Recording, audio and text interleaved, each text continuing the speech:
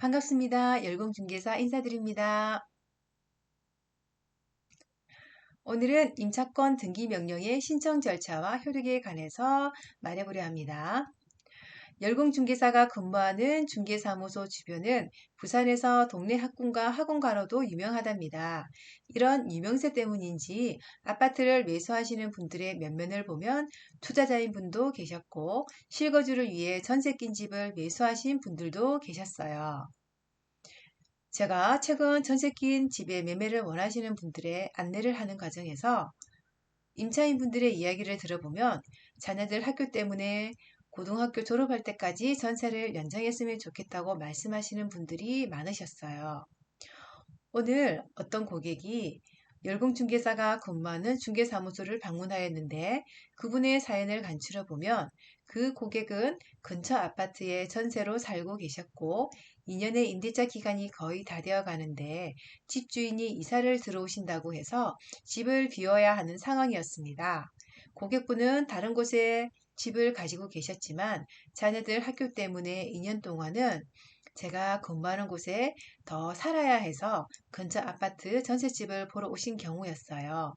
전세 매물 중 적당한 물건을 찾았는데 그 고객분은 임대기간이 만료되는 즉시 보증금을 돌려받기를 원하셨고 위 전세 매물의 소유자는 다음 임차인과 임대차 계약이 이루어져 보증금을 받으면 고객분께 보증금을 반환해 줄 수 있다는 입장이어서 계약까지는 이루어지지 못했어요.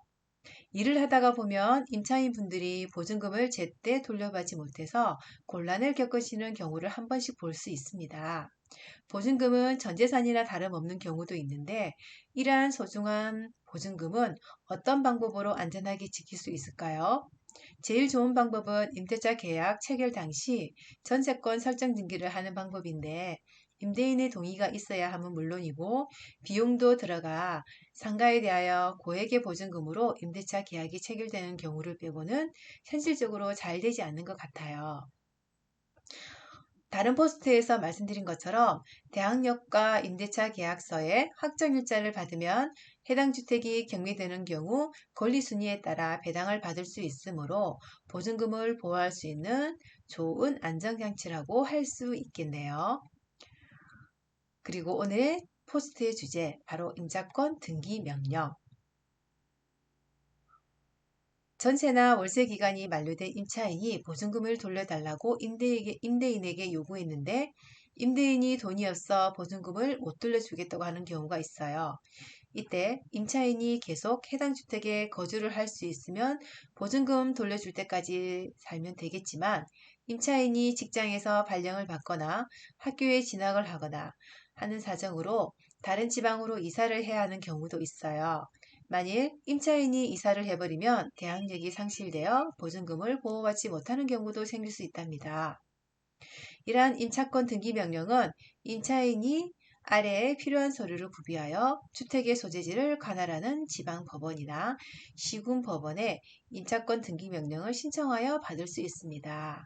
자, 여기 필요한 서류가 여기 있겠죠. 임차인이 신청을 하면 법원은 보통 재판기일을 지정하지 않고 결정으로 임차권 등기 명령을 내리거나 요건에 맞지 않는 경우 기각을 하게 됩니다. 임차권 등기 명령은 법원의 결정이 있다고 해서 바로 효력이 발생하는 것이 아니라 임대인에게 고지된 때 발생하게 됩니다.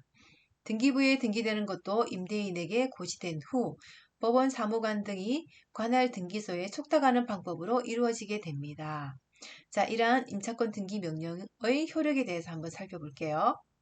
임차권 등기 명령에 따라 임차권 등기를 마치면 임차된 주택에 살지 않고 주민등록을 옮기더라도 대항력과 우선 변제권을 유지한답니다. 임차인이 임차권 등기 이후에 이사를 가더라도 여전히 주택에 대한 대항력과 우선 변제권은 유지되므로 보증금을 우선하여 변제받을 수 있어요. 나의 소중한 보증금을 보호받을 수 있다는 거죠. 만일 임차인이 임차권 등기 명령 이전에 대항력이나 우선 변제권을 취득하지 못한다면 임차권 등기가 마쳐지면 대항력과 우선 변제권을 취득하게 되는 효력도 가집니다. 경매 절차와 관련하여서는 등기사항 증명서에 임차권 등기를 설정한 행위를 임대차 계약의 종료와 배당 요구의 의사표시로 보기 때문에 부동산 경매에서 첫 경매 개시 결정 등기 전까지 임차권 등기 명령이 등기되면 임차인은 따로 배당을 요구하지 않았다 하더라도 배당을 받을 수 있어요. 임차 보증금과 임차권 등기 말소는 동시 이행 관계가 아닌 보증금 반환이 먼저인 점도 꼭 기억하세요. 일단 임차권 등기 명령이 등기되면 임대인이 보증금을 반환해 줄 테니 동시에 임차권 등기도 말소해 달라고 요구할 수 없고 보증금 반환을 해준 후에야 등기 말소를 요구할 수 있게 되어 거래상 불편함을 겪을 수 있습니다. 임차권 등기 명령에 따라 임차권 등기가 된 주택이 비워져 있다고 다른 임차인이 임차를 하는 경우를 생각해 볼 수가 있어요. 이 경우 새로운 임차인은 소액 임차인이 해당되어도 최우선 변제를 받을 수 없는 불이익을 입게 되니 등기부를 반드시 확인하거나 전문가에게 자세한 상담을 한 후 계약을 체결하셔야 할 것 같습니다. 오늘의 포스팅은 여기서 마치겠습니다.